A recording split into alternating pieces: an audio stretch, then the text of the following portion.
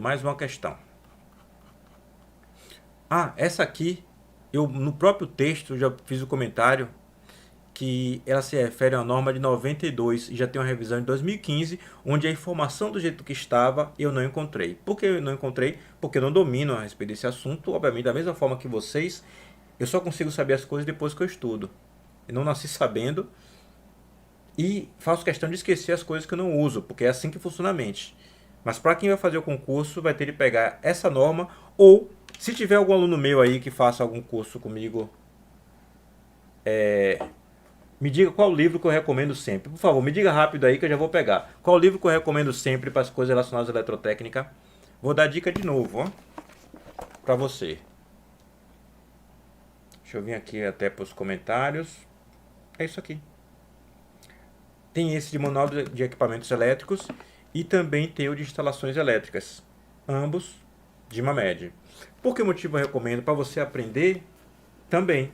Mas principalmente porque as bancas adoram pegar questões do próprio texto de Mamed. Porque os livros deles são meio enciclopédicos, não chegam a ter questões, não são livros didáticos, não são livros pensados na didática, são livros pensados no uso profissional e acaba sendo a grande referência utilizada também na universidade, mas não são livros didáticos na essência do que livro didático quer dizer, né?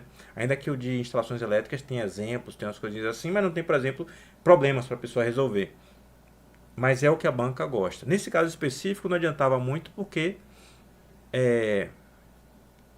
a banca se referiu a uma norma que não é mais vigente. Mas vamos lá. Essa questão 5 aqui. Ó. 1 TC para proteção é especificado para exatidão 5. Alta impedância. Concorrente nominal secundária de 5 amperes.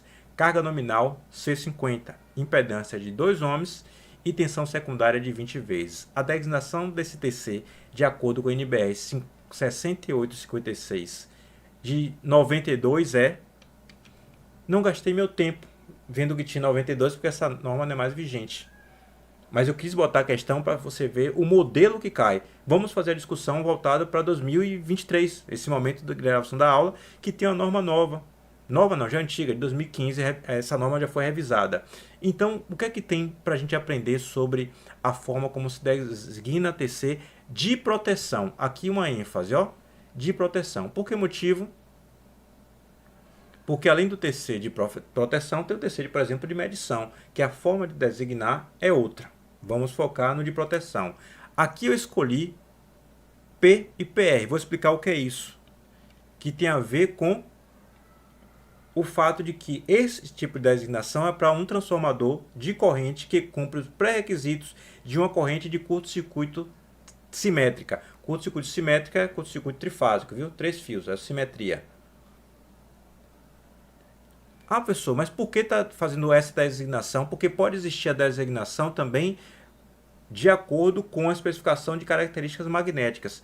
É porque essa aqui, baseada na designação do curto-circuito, ela é muito mais simples do que a baseada nas características magnéticas. Então, a partir do pressuposto, ainda que não seja profeta de concurso, que o uso da caracterização pelas características magnéticas, caracterização magnética do equipamento, seria mais complicado, tanto de explicar no momento de uma aula, como também de ser cobrado na própria prova. Então fui para o mais comum, que inclusive o próprio livro do Mamed também utiliza mais como referência a designação com curto-circuito. Você pode dizer o seguinte, professor, não é importante saber a outra? Note, vamos para o mundo real antes de discutir questões de concurso. Aqui ficou pequeno, deixa eu dar uma aumentada para vocês aqui, ó. Depois eu explico porque eu botei esse 10%, que é lembrança para mim. É que é o seguinte, você pode fazer definições de um equipamento de várias formas. Por exemplo, se eu lhe pedir para descrever um prato de comida, você pode escrever uma macarronada com molho vermelho e queijo ralado, falando do aroma, falando da aparência, falando até do prato no qual ela está servida, falando de um monte de coisas. Uma outra pessoa pode descrever esse mesmo prato utilizando outras características que não são as suas. Você pode falar da questão mais visual, mas ambos estão descrevendo a mesma coisa. São só duas formas de definir a mesma coisa. Você pode definir um transformador utilizando esse critério, esse tipo de definição, ou pode utilizar essa. a realização física, ou seja, a construção física do equipamento pode ser a mesma. Então não se está dizendo que são dois transformadores diferentes. São duas formas diferentes de designar um transformador de proteção. Você pode designar na sua empresa por um critério, numa outra empresa a pessoa designa por outro, e o equipamento construído que serve para ambas as aplicações é a mesma. Por que motivo? Porque são só formas diferentes de falar a mesma coisa. A depender da situação, podem ser formas diferentes de falar. Eu estou fazendo só uma pequena aposta de que a definição, a designação através dos requisitos relacionados a curto-circuito simétrico seja provavelmente a mais popular de cair na prova. Por isso a escolha por P e PR, porque você percebe aqui que tem uma designação P e PR que não tem no transformador, cuja especificação é por conta das características magnéticas, já é PX e PRX. Essas aqui, portanto, na aula de agora eu não disse que não vai cair em concurso, eu não falei isso, viu? Nunca falem isso. Isso aqui eu não vou tratar, só porque ela é mais complicada mesmo.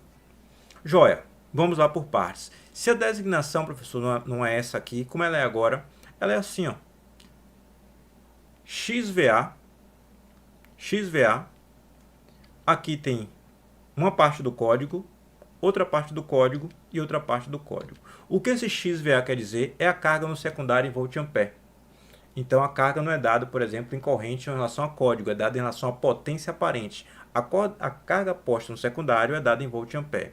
O que esse Y quer dizer é a classe de exatidão. A classe de exatidão depende da compra. Quando a pessoa compra um transformador de proteção, que portanto vai estar ligado, por exemplo, ao relé que vai se acionar. O relé vai estar no secundário. O relé vai ser a carga que vai estar no secundário para acionar relacionado ao curto-circuito. A classe de exatidão vai ser comprada, vai ser escolhida por você. Os padronizados pela norma são 5 e 10%.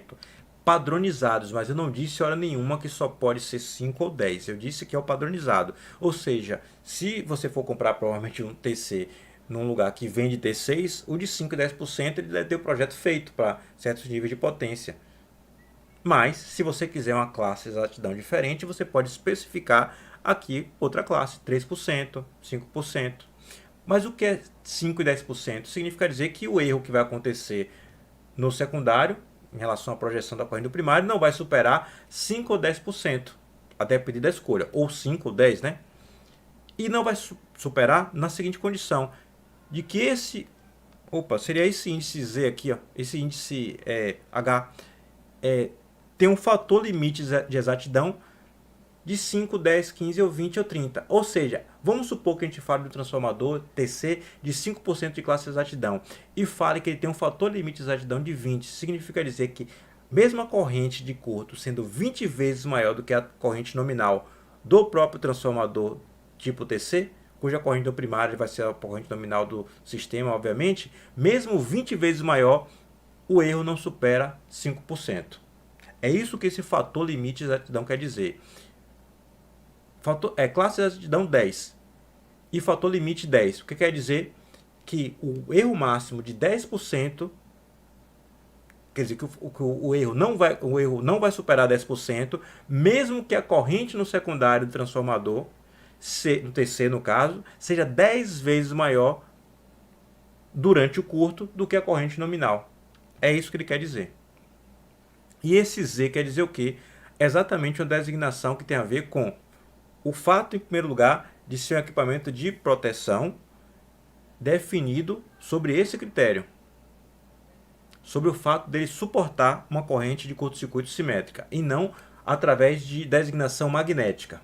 Lembre-se, são duas formas diferentes de definir, às vezes, o mesmo equipamento. Uma equipe pode preferir designar de uma forma, uma outra equipe pode preferir designar o equipamento para a mesma utilidade de outra forma. Não quer dizer que são dois equipamentos diferentes obrigatoriamente. Aí tem uma designação, o P, limite de fluxo remanente. É remanescente que ele escreveu, mas remanente não está errado não. Eu não falei errado não, só li errado. Mas eu não falei nada errado. Designação, limite para fluxo remanente. Remanescente para ele aqui. Remanente também está certo. Aí usa a letra P. Tem limite? Não tem limite. E PR significa dizer que tem limite para o fluxo remanescente. Por isso que eu botei esse 10%. Esse limite é de 10%. Significa dizer que 10% do fluxo pode estar pode estar, como é que eu digo a palavra? Só para não repetir, remanente, pode estar, a gente chama de fluxo remanente, fluxo remanescente, são essas duas palavras. 10% do fluxo pode estar remanente, fixado no próprio equipamento, mesmo com ele desligado, por exemplo. É isso que quer dizer. Como é que acontece esse fluxo remanente, professor? Dá uma explicada aí. Aqui só te lembrar um pouquinho de circuitos magnéticos, se é que você viu. Essa é a curva de histéreese de um material magnético. Aqui é B, aqui é H. Mesmo que você aumenta a corrente sobe por um caminho, e na hora que você vai desligando a corrente, ela desce por outro. Se você desligar a corrente completamente, porque o campo magnético é proporcional à corrente, isso aqui é exatamente o fluxo remanente. Eu representei a letra B porque a letra mais comum é de densidade de fluxo, mas você pode ver isso aqui também como fluxo. Isso aqui você pode ver como fluxo. E em vez de H, talvez alguém te coloque como sendo I. Também é justo. I é proporcional a H, da mesma forma que fluxo é proporcional à densidade de fluxo. Não tem problema nenhum. Só tem uma área aqui envolvida entre os dois, mas não precisamos discutir detalhes. Ou seja, mesmo que você desligue o equipamento todo e tire a corrente, fica um fluxo remanente ou remanescente, que é esse valor que depende da curva de histéreese. Opa, deixa eu só tirar aqui para mostrar a você que você tirou toda a corrente e ainda assim, retirando toda a corrente, ficou um pouco de fluxo. O limite é 10%, vai que isso surge em algum momento na prova. Joia, já que essa questão aqui a gente não consegue resolver de forma útil para o momento de agora, o que a gente pode fazer para exercitar? Por exemplo, vamos exercitar aqui. Ó.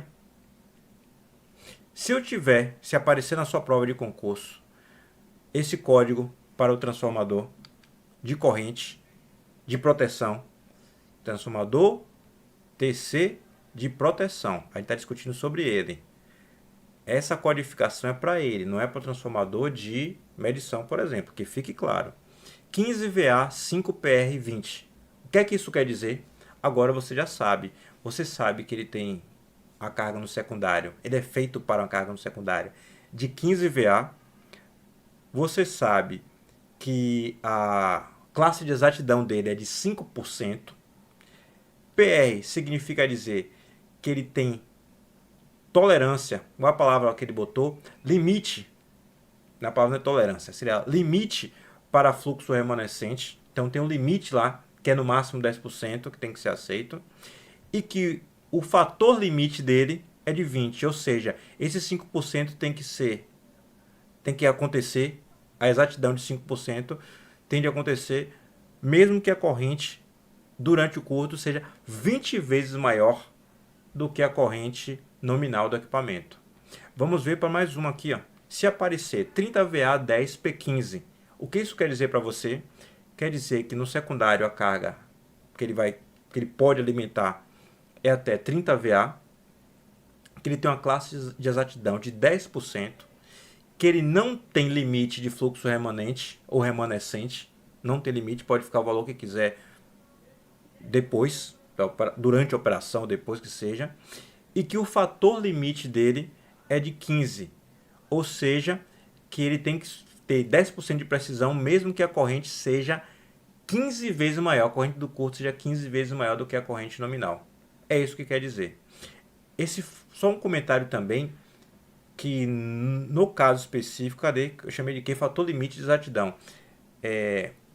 Tá certo? Esses são valores padronizados da própria norma, viu? Que também se chama às vezes fator de sobrecorrente.